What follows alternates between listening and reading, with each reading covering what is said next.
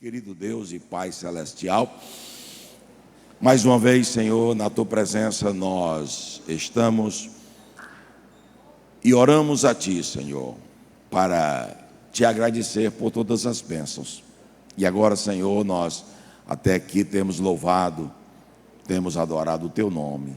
E esse é o momento, Senhor, que nós queremos que Tu fale a cada coração, que Tu fales a cada vida, que haja, Senhor, aleluia, a Tua presença, a presença da Tua Shekinah, da Tua glória. Abençoa o Teu servo que vai trazer a Tua palavra, em nome de Jesus. E a igreja diz, amém. Podeis tomar o vosso assento, pastor. Fica à vontade.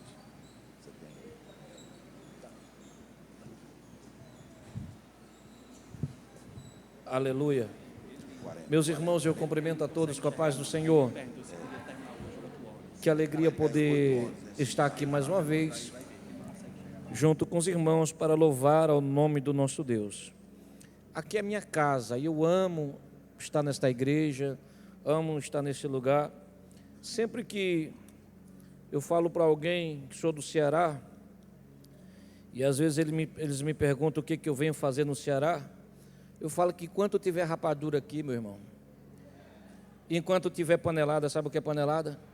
Eu venho de longe, porque eu amo esse lugar. Diga glória a Deus. Uma das coisas que eu fico muito chateado às vezes é quando eu encontro muitos imigrantes por aí, fora do Brasil, às vezes do estado, e fica falando mal do seu país, da sua nação, do seu estado. Eu estou fora por um propósito de Deus, mas esse país está no meu coração. E eu tenho orado pelo Brasil todos os dias. Tenho orado muito pela família do pastor Teixeira, porque as lideranças no Brasil estão sendo atacadas a cada dia.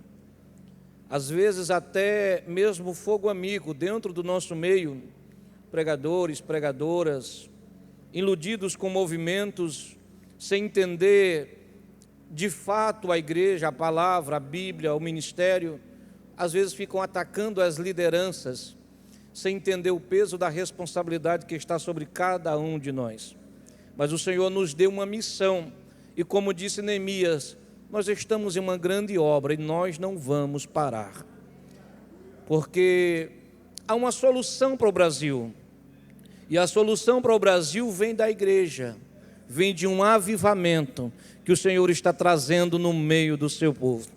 E cada movimento que eu vejo a igreja do Senhor fazendo, como a exemplo de ontem, a reunião das mulheres e outros que nós vemos aqui no meio da igreja, eu vejo o Senhor acender essa chama do avivamento e dizer, ainda há esperança para o Brasil, porque existe o sal da terra e a luz do mundo, e você faz parte de uma igreja avivada. Amém? Abra sua Bíblia comigo, por favor, na carta aos Hebreus. Enquanto você encontra, mais uma vez eu externo a minha gratidão a Deus pela vida do pastor Teixeira. E eu me sinto sempre muito honrado em estar aqui, porque uma coisa é você ir, outra coisa é você voltar no mesmo lugar. Porque ir a primeira vez é fácil, a gente vai por indicação, porque um amigo indicou. Agora o negócio é voltar é mais complicado. E eu fico feliz que todas as vezes que eu venho ao Brasil, esta igreja está de portas abertas e eu tenho a oportunidade de passar por aqui. Amém? Hebreus no capítulo 11, eu quero que você abra comigo, por favor. Nós vamos ler aqui alguns textos. O Senhor colocou esta mensagem no meu coração enquanto os irmãos cantavam aqui. E eu quero poder dividir com você. Antes de ler, deixa eu só mostrar para você aqui. Cadê as irmãs? Dá um amém bem forte aí. Eu tenho umas Bíblias ali que de vez em quando ela dá uma cria, sabe? Eu acho que tem 10, aí tem 20. E ainda sobrou ali pelo menos umas 10 dessas Bíblias aqui. Estas Bíblias, irmãos, eu estava falando para o pastor Teixeira que o povo de domingo é um povo elitizado. É um povo diferente, que gosta de coisa boa, sim ou não? As irmãs são chiques, são finas, são madames, oh glória. Quase que eu usava um termo lá de Portugal, mas aqui não pode, não, né? Mas são elegantes. E olha essas Bíblias que eu tenho aqui. Nem as mulheres do Templo de Salomão tinham uma Bíblia dessa daqui. Ela é uma bolsa para você andar com ela, combinar com o seu sapato, com a roupa, com o cabelo. Combina com tudo que você tem. Diga glória a Deus. ela tem harpa. Quem ainda canta os hinos da harpa? Diga amém. Tem letra gigante, você enxerga até no escuro. E ela tem um mistério, diga assim bem forte: qual o mistério? Dizem por aí que o homem que der uma Bíblia dessa de presente para a esposa vai passar 1 ano sem ter problema no casamento. Se der uma para a esposa e outra para a sogra, é 10 anos e a vida é eterna. Amém? Cadê as irmãs que o seu marido, que gostaria que o seu marido lhe desse uma de presente? Diga amém. Tem irmã que fala assim: pastor, mas eu não tenho marido. Então se dê um presente, compre um presente para você. Amém?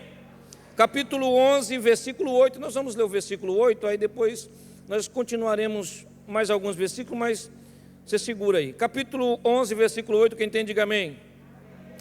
Pela fé Abraão, sendo chamado, obedeceu, indo para um lugar que havia de receber por herança, e saiu sem saber para onde ia. Esse é um dos textos mais extraordinários que nós encontramos acerca de Abraão, porque o princípio de tudo em nossas vidas está na obediência. Deus, Ele está pronto para cumprir na sua vida com toda a promessa que Ele te fez, a partir do momento que você esteja disposto a obedecer tudo aquilo que Ele te ordenou. Deus chama Abraão, lá em Gênesis, do capítulo 12, se manifestando ainda do capítulo 11, e Ele faz a Abraão algumas promessas. Ele diz: Abraão, eu vou fazer você prosperar, eu vou te enriquecer, eu vou te engrandecer, vou fazer o seu nome conhecido, em ti eu vou fazer bendita todas as famílias da terra, vou fazer sair de você uma nação, um povo, vou te dar um herdeiro. Mas eu quero que você saia da casa do seu pai, saia do meio dos seus parentes e vá para a terra que eu te mostrarei. Primeira coisa que Deus está fazendo na vida de Abraão é um acontecimento histórico, porque Abraão, ele vem de 7 gerações pós-dilúvio, e o povo pós-diluviano é um povo que se aglomera, que se junta no mesmo lugar. Desde Nimrod, eles começaram a querer ficar juntos para se proteger de um outro possível dilúvio ou uma catástrofe qualquer. Então é um povo que cresce, que nasce, que cresce e morre no mesmo lugar, que não tem muito interesse de se espalhar, porque juntos eles têm segurança, juntos eles têm comodidade, juntos eles têm conforto. E a primeira palavra de Deus para Abraão é justamente deixar isto, a comodidade, o conforto e a segurança que ele tinha nos seus parentes. Ele disse: Abraão, eu quero que você deixe a casa do seu pai, quero que você deixe os seus parentes e vá para a terra que eu te mostrarei. Deus manda Abraão largar do seu lugar de conforto e sair, para que Abraão pare de depender dos seus familiares, dos seus recursos humanos, e comece a depender exclusivamente de Deus. A segunda coisa que vai pesar é que Deus diz assim: eu quero que você vá para a terra que eu te mostrarei. Deus não disse a Abraão: sai daqui e vai para Canaã. Deus não disse para Abraão: sai daqui e passa pelo Egito. Deus disse: sai, depois que você sair eu te mostro a terra. Tem muita gente que ele está esperando Deus mandar, ele está esperando Deus mostrar. Pastor, se Deus mostrar eu faço, se Deus mandar eu faço. Deus disse: sai e depois eu te mostro a terra. Abraão saiu, e a Bíblia diz aqui em Hebreus que ele saiu sem saber para onde ia. Mas Abraão sabia quem era que o estava chamando. Abraão sabia quem era que o estava enviando. Ele não sabia para onde ia, mas ele sabia que aquele que chama cuida, aquele que envia dá os meios, aquele que chama prepara, aquele que envia abre os caminhos, aquele que chama dá as condições, aquele que envia abre todas as portas. E a Bíblia diz que ele saiu sem saber para onde ia. Versículo 9 diz: pela fé habitou na terra da promessa, como em terra alheia. Se você puder, talvez, eu sei que não é o seu costume, mas diga comigo: Abraão chegou na terra da promessa. E quando ele chegou na terra da promessa, olha o que é interessante. ele não se sentiu em casa. Ele não achou que podia parar, porque na terra da promessa, era a terra da promessa, era a terra que Deus havia falado para ele. Mas quando ele chegou na terra, ele se sentiu como se ele estivesse em terra estranha, e viveu como um estrangeiro na terra alheia. Porque tem gente que quando ele chega na promessa, ele acha que a promessa é para ele parar. Ele acha que chegando na promessa ele pode aposentar. Ele acha que chegando na promessa ele pode, como diz, pendurar a chuteira. Pastor, eu já cheguei, eu já consegui o que eu queria, já alcancei, pastor. É por isso que você encontra em muitas igrejas um grupo de obreiros estagnado, parados. Porque não, pastor, eu já alcancei o que eu desejava, já tenho o cargo eclesiástico que eu sonhava. Tem uns que dizem, eu já sou diácono, já sou presbítero. Não, pastor, eu já consegui o pastoreio, eu já sou pastor. Aí ele para. Tem outros que dizem, não, pastor, eu alcancei o que eu queria, a minha aposentadoria. Trabalhei, fiz tudo o que tinha para fazer. Agora eu já tenho tudo que eu gostaria de ter, minha casa, minha família, meu conforto. Agora eu vou parar. Mas quem foi que disse a você que a terra da promessa é para você parar? Quem foi que disse para você que a sua história se encerra com a aposentadoria? Quem foi que disse a você que a sua história se encerra quando você alcança o cargo que você deseja, eclesiástico? Eu vim dizer para você nesta noite que a terra da promessa não é para te fazer parar. A terra da promessa é para te dar mais fôlego. A terra da promessa é para te fortalecer. A terra da promessa é para mostrar que Deus está contigo. Mas não é para você parar. É agora que vai começar uma nova história na sua vida. Tem gente que diz assim, pastor, mas eu já vivi tudo que eu tinha nesta vida. Já me frustrei demais, me decepcionei demais. E agora eu posso parar. Quem foi que disse que é para você parar? Há uma cena muito interessante, e eu sei que algumas pessoas às vezes interpretam errada, que a Bíblia diz que Pedro e os seus colegas, eles passaram a noite inteira pescando. E durante a noite eles não pegaram nenhum peixe. Mas quando Jesus encontrou Pedro na praia, o que é que ele estava fazendo? Lavando. E eu já vi, tem músicas que falam sobre isso, que Pedro estava lavando as redes porque desistiu. Que Pedro estava lavando as redes porque estava frustrado. Que Pedro estava lavando as redes porque não ia mais pescar. Sabe que Pedro estava lavando as redes? Porque se ele não lavasse as redes apodreceriam e estragariam. E Pedro sabia que na noite passada ele não tinha pegado nada, mas que na noite seguinte ele ia pescar de novo. Eu vou melhorar para ver se você entende. Eu vim dizer para você nesta noite que não importa qual foi a frustração que você parou, a que você sofreu, não importa qual foi a decepção, não importa o que foi que te aconteceu, mas não largue as suas redes, lave elas, porque Deus vai fazer uso delas. Jesus vai chegar na praia e na próxima pescaria elas virão cheias. Quantas pessoas que estão largando a rede? Pastor, mas eu passei a noite toda, não peguei nada. Deu errado o sonho, deu errado a promessa, deu errado o projeto, deu errado, pastor. Eu estou agora sozinho, frustrado e largado, mas a rede ainda está aí. Trate dela, cuide dela, limpe ela, porque Jesus está chegando na praia. E quando Jesus chegar na praia e ver você lavando as redes, Ele está vendo você dizer: eu acredito, Jesus, sozinho eu tentei, não peguei nada, mas se o Senhor for comigo, eu vou lançar as redes, mesmo que seja no mesmo lugar, mas elas virão cheias. Se você puder, olhe para quem está do seu lado e diga assim: continue lavando as redes, porque Jesus está chegando na praia. Quantos podem dar glória ao nome dele aí? Quando Abraão chegou na terra da promessa, ele entendeu: eu não posso parar. Olha o versículo 9, diz assim: pela fé habitou na terra da promessa, morando em cabanas com Isaac e Jacó, herdeiros com ele da mesma. Diga assim com muita força, diga com muita força. Diga assim, qual promessa? Porque na terra da promessa, ele estava esperando uma promessa. Diga, qual promessa? Porque quando Deus falou com Abraão e disse assim: Abraão, eu vou fazer sair de você uma nação, e em ti serão benditas todas as famílias da terra, Abraão entendeu mal. Porque o que todo patriarca queria ou precisava era de um herdeiro. Era do quê? Para que o herdeiro continuasse a sua história.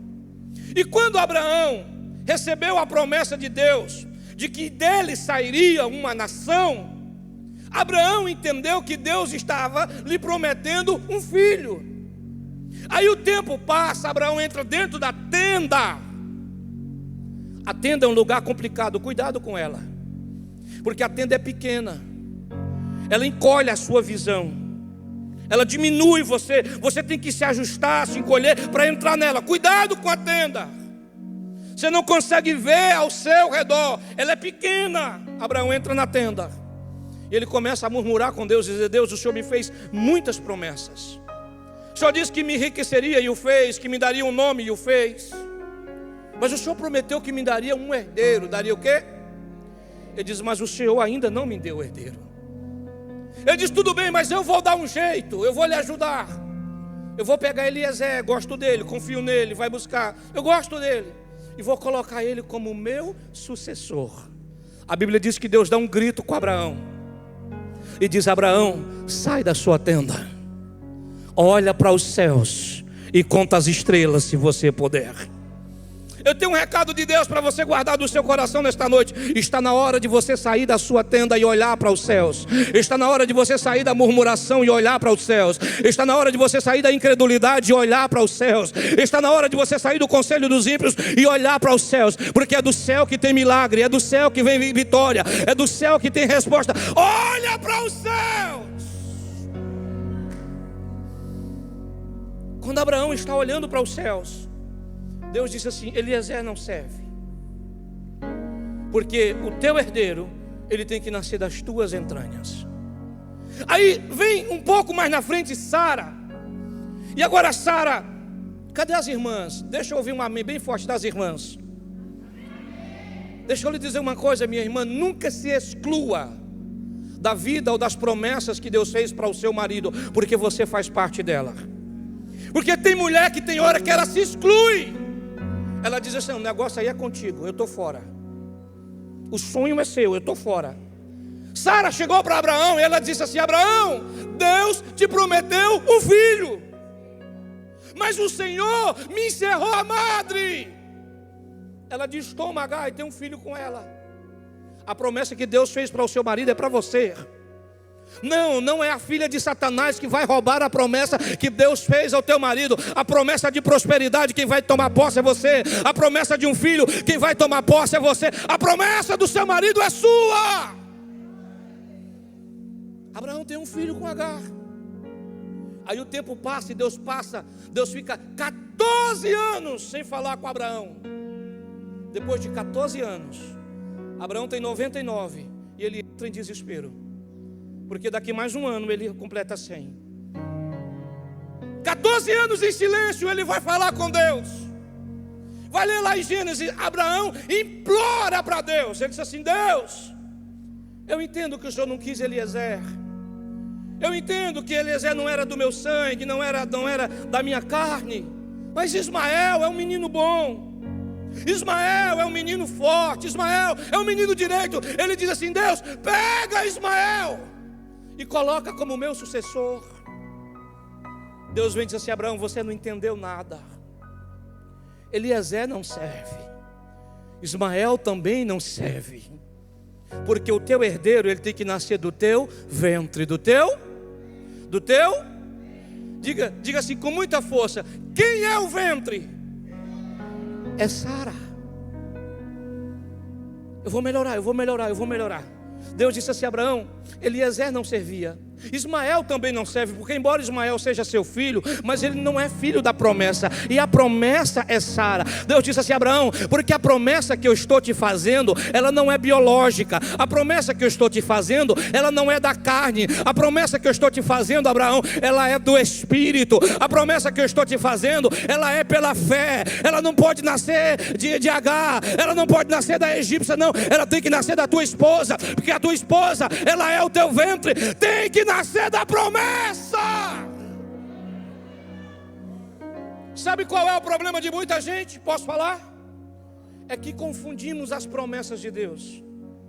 Porque as promessas de Deus, elas não são, na sua grande maioria, biológicas. As promessas de Deus, elas não são da carne. Eu sei que nós estamos vivendo um movimento judaizante hoje muito grande dentro das igrejas, em que um grupo que se dizem judeus messiânicos, que estão tentando levar a igreja de volta para a antiga aliança, para aquele sistema religioso de sacrifício de animais. Mas a promessa de Deus não está na carne. A promessa de Deus, ela está no Espírito. A promessa de Deus, ela é pela fé, não é pela biologia. É porque os judeus tem hora que eles querem se sentir dono de Deus, sabe? E eles querem dizer: não, pastor, mas é o Deus dos judeus. Não é o Deus dos judeus, é o Deus criador dos céus e da terra. Os judeus foram separados por Deus para um propósito. Qual era o propósito? Trazer o Messias, e com o Messias salvar toda a humanidade. Eles já cumpriram o seu propósito, o Messias já veio, e agora, se eles quiserem a salvação, eles terão que se dobrar ao nome de Jesus. Porque tem muita gente iludida com a carne, com a biologia. Jesus vai falar com Nicodemos, e quando Jesus está falando com Nicodemos, ele diz assim: Nicodemos, se o homem não nascer de novo, ele não pode ver a Deus. Aí Nicodemos olha para Jesus e diz assim: mas Jesus, eu já sou velho, como é que eu vou voltar para o ventre da minha mãe e nascer de novo? Jesus disse: Nicodemos, você não entendeu nada.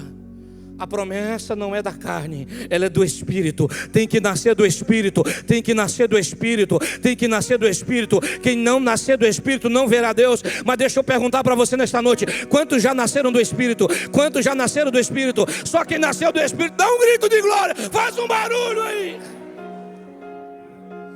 Porque tem gente que ele se ilude com isso. Agora em Portugal está uma fantasia muito de gente, todo mundo quer ser judeu agora. Eles falam assim: pastor, mas eu queria ser judeu. E eu pergunto: por quê? Porque eu queria ser participante das promessas de Abraão. Eu queria participar da promessa de Abraão. Tem uns que dizem assim: pastor, é porque eu queria ser rico como os judeus. A promessa dos judeus não está na carne, está no Espírito.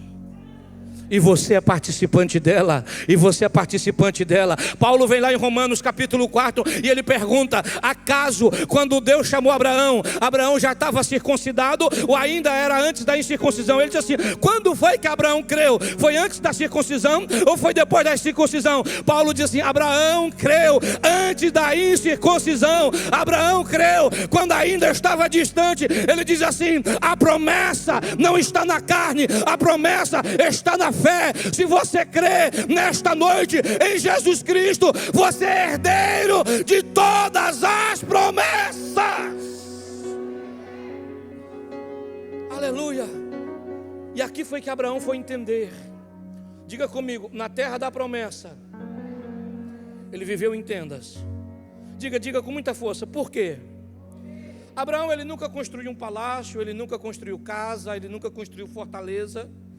Porque na hora que Abraão está olhando aqui para as estrelas, ele tem uma visão diferente. Diga assim: que visão? Enquanto ele está olhando para as estrelas, ele vê uma estrela que brilha mais do que as outras. E quando ele viu que aquela estrela brilhava mais do que as outras, ele disse assim: Deus, que estrela que é aquela? Deus disse ali: Abraão, ali não é estrela, eu vou abrir os seus olhos, ali é a cidade. E quando Abraão olha para a cidade, ele vê as suas ruas são feitas de ouro. Os seus muros, eles estão de cristais e pedras preciosas. No meio da cidade tem a árvore da vida, que você vai comer dela. Do meio da cidade vem o rio, que ele nasce embaixo do trono de Deus, e ele vem passando pela cidade, e da cidade ele se espalha na terra, e tem lírio de um lado, tem lírio do outro, e a Bíblia diz que aonde ele passa, ele cura. Aonde ele passa, ele cura. Aonde ele passa, ele cura. A Bíblia diz que lá não tem luz elétrica, energia elétrica, nem precisa nem da luz do sol, porque a glória do Cordeiro, a glória do Cordeiro, a glória do Cordeiro é que ilumina toda a cidade. Abraão vê a cidade, porque tem gente que pensa que a cidade é coisa nova, que a cidade é moderna, surgiu agora. Jesus disse assim: na casa do meu pai tem muitas moradas. Se não fosse assim, eu teria dito: eu vou lá, vou preparar lugar, e quando eu for preparar lugar, eu voltarei para buscar vocês, para que aonde eu esteja, vocês estejam também. Deixa eu dizer uma coisa para você nesta noite: eu não sei a casa que você mora, não. Eu não sei se é a melhor mansão de Fortaleza, eu não sei se é uma chopana, uma tapera, eu não sei o que é, se é um cômodo, 2 cômodos, não sei qual é a casa que você mora aqui, mas eu sei que lá, na cidade, tem uma mansão esperando por você. Lá na cidade, tem uma mansão feita de ouro e de marfim que está te aguardando. Olha o versículo 10, olha o versículo 10. Vai dizer o 9 que ele morou em tendas e cabanas. Diga comigo: tendas e cabanas. Versículo 10: porque esperava a cidade, que tem por fundamentos, da qual o artífice e construtor é Deus. Quando Abraão ele olha a cidade, ele diz assim: Deus, que cidade que é aquela? E Deus diz: é a que você vai morar, Abraão. Ali a Nova Jerusalém. Dá para entender as coisas de Deus? A antiga Jerusalém ainda nem tinha sido edificada, mas a Nova Jerusalém já estava pronta, Aí Abraão disse assim: Deus, então eu quero ir para lá. Aí eu não vou morar em palácios, eu não vou morar em casas, não. Eu vou viver aqui em tendas, porque o tempo aqui é passageiro, lá é eterno, e eu quero estar lá na eternidade.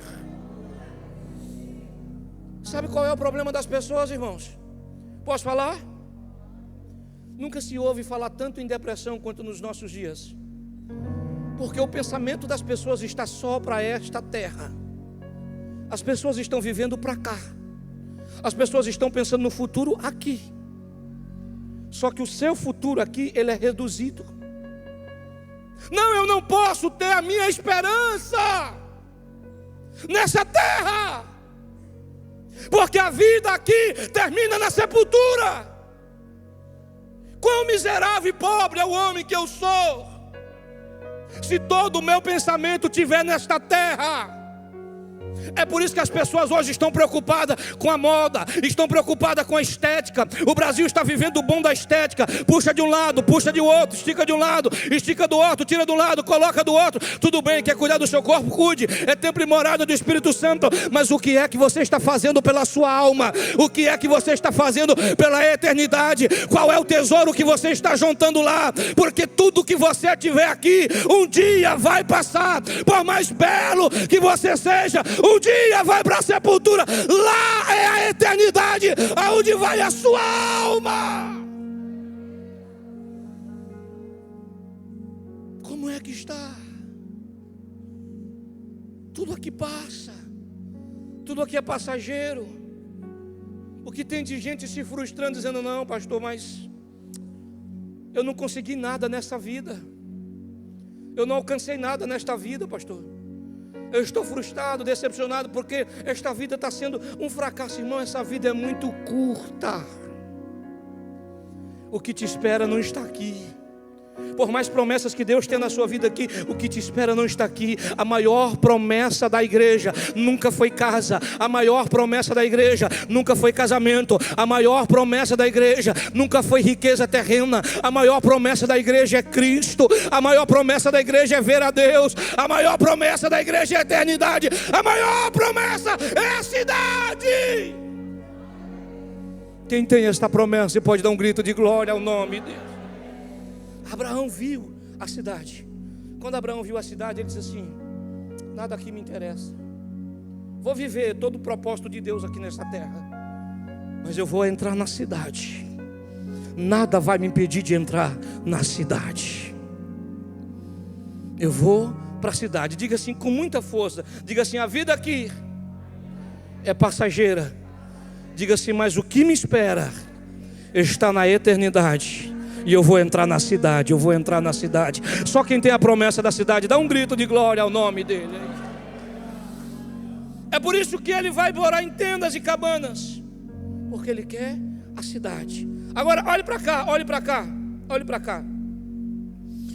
Olha o versículo 13. Versículo 13 diz assim: todos estes morreram na fé, sem terem recebido as promessas, mas vendo-a de longe, creram-na e abraçaram-na, e confessaram que eram estrangeiros e peregrinos na terra.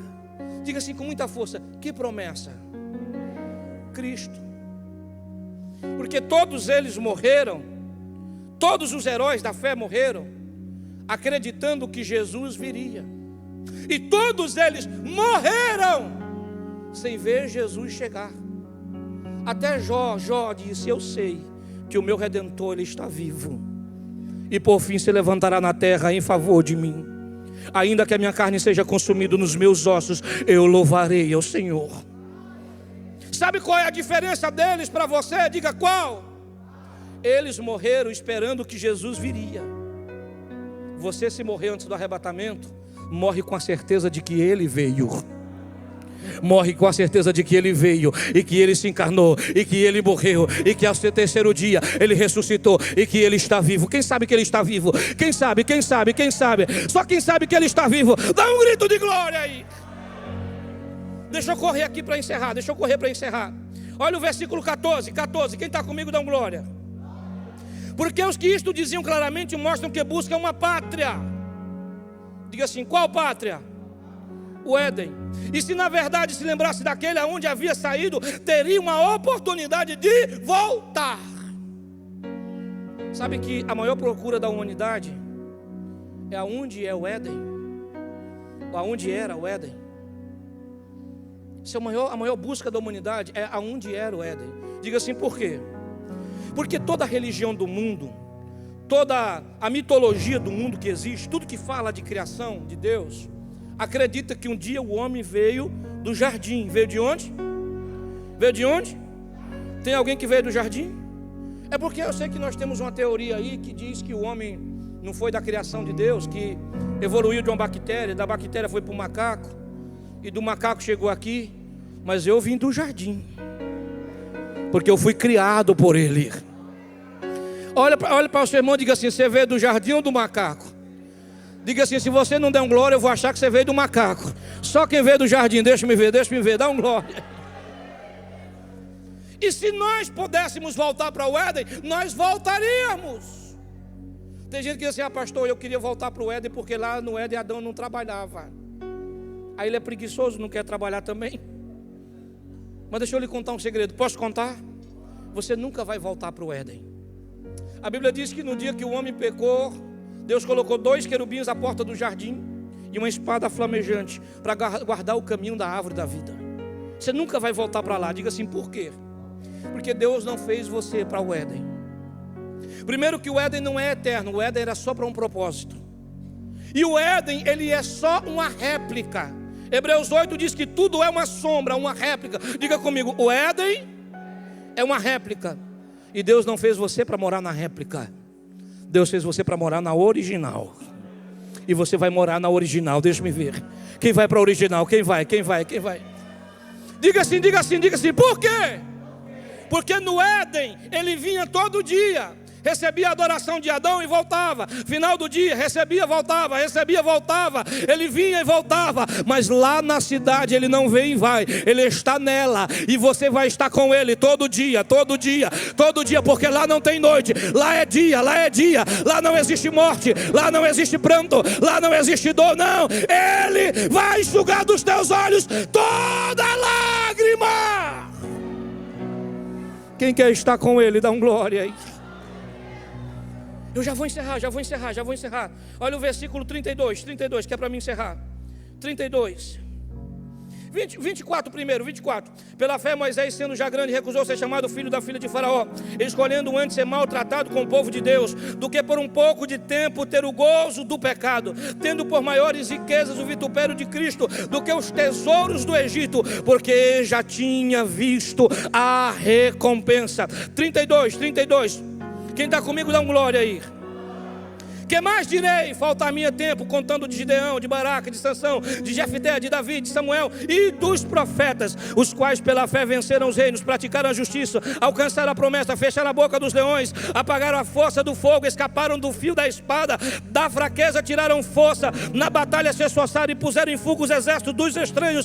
As mulheres receberam pela ressurreição seus mortos, uns foram torturados, não aceitando o seu livramento para alcançar uma melhor ressurreição, e outros experimentaram os escárnios, açoites, até cadeias e prisões, foram apedrejados, cerrados, tentados, mortos ao fio da espada, andaram vestidos de pele de ovelhas, de cabra, desamparados, aflitos e maltratados, dos quais o mundo não era digno, errante pelos desertos, montes e covas e cavernas da terra, e todos estes, tendo tido testemunho pela fé, não alcançaram a promessa. Aqui eu vou encerrar. Diga assim comigo: todos eles eram justos. Diga assim: mas nenhum deles puderam entrar na cidade. Diga com muita força: por quê? Quando Abraão perguntou a Deus: quando é que eu vou entrar na cidade? Deus disse: só depois da morte, Abraão.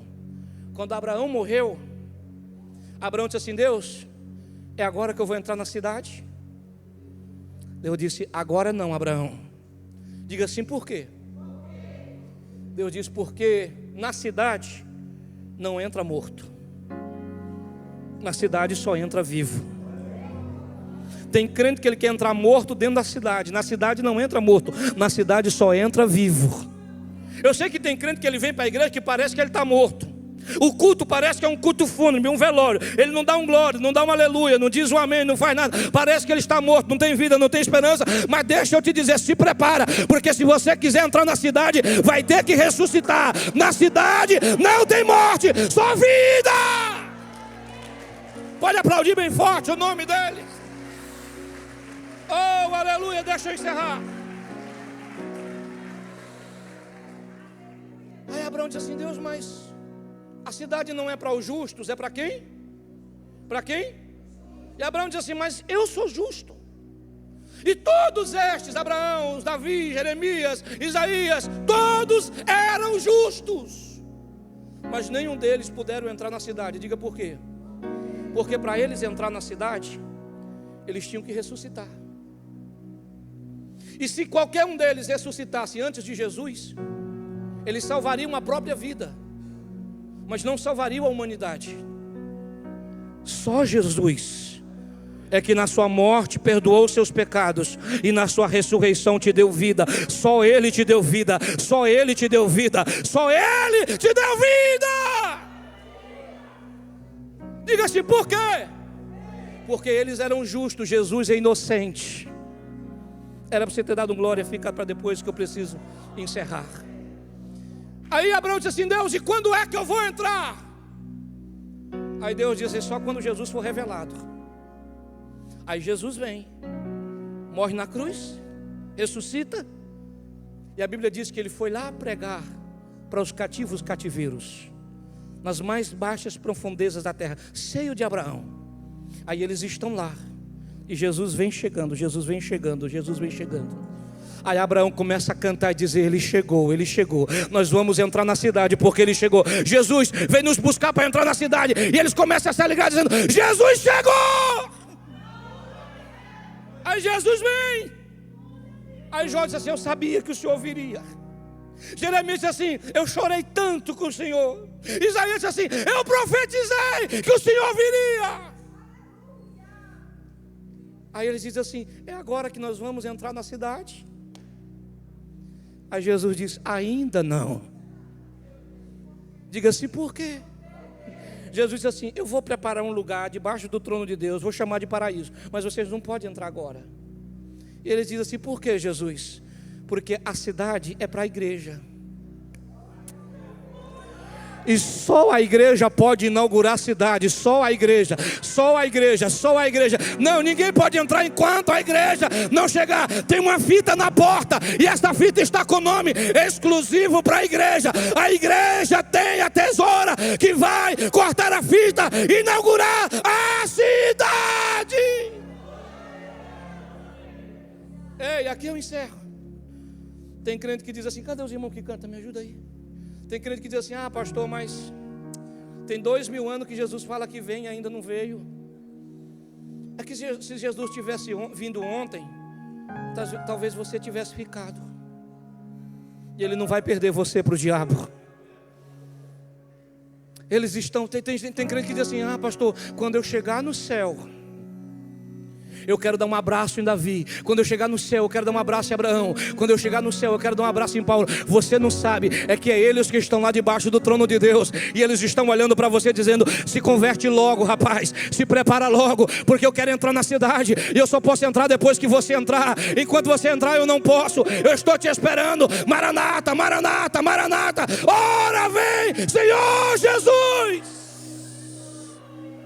Olha o último versículo que diz assim: provando Deus alguma coisa melhor ao nosso respeito, para que eles, sem nós, não sejam aperfeiçoados. Diga assim: a cidade só vai ser inaugurada quando eu chegar lá. Breve do céu, Jesus. Pode ficar em pé para mim encerrar? Em gloriosa luz, todos o hão de ver. Naquele dia, então, eu hei de receber de Cristo galardão. Oh, que prazer! Breve verei, breve verei.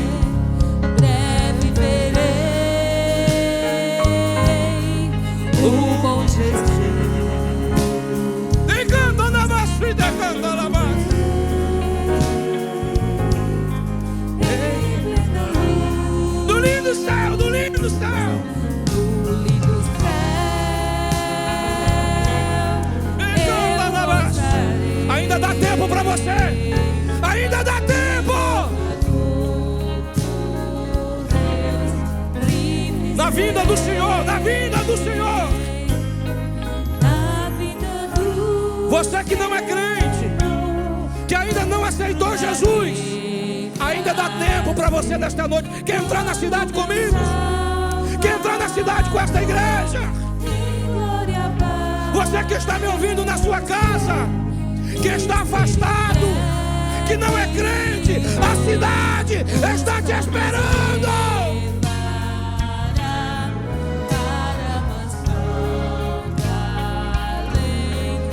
Dá para você levantar as mãos, dá para levantar as mãos e diga com muita força: breve, breve, breve. Brincando na base. A cidade não é uma ilusão.